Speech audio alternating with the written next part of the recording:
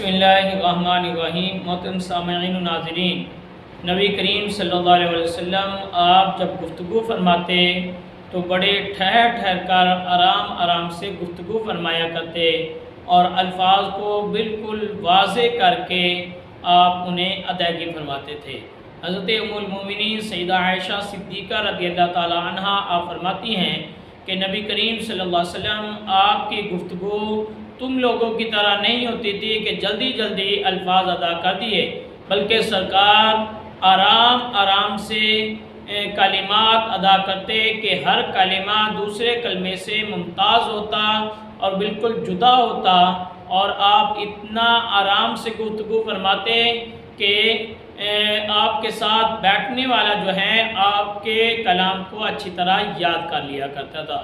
اور اسی طرح حضرت انس رضی اللہ تعالی عنہ آپ سے مروی ہیں، آپ فرماتے ہیں کہ نبی کریم صلی اللہ علیہ وسلم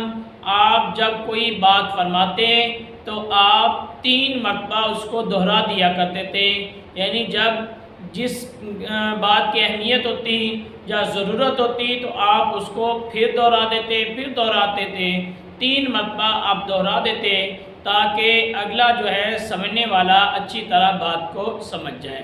حضرت عبداللہ بن عباس رضی اللہ تعالی عنہما آپ روایت کرتے ہیں کہ نبی کریم صلی اللہ علیہ وسلم کے سامنے کے 2 دندان مبارک ان کے اندر تھوڑا سا فاصلہ تھا، جب آپ کلام فرماتے، گفتگو فرماتے تو ان سے ایک نور ظاہر ہوا کرتا تھا، یعنی نور کی لاٹیں نکلا کرتی۔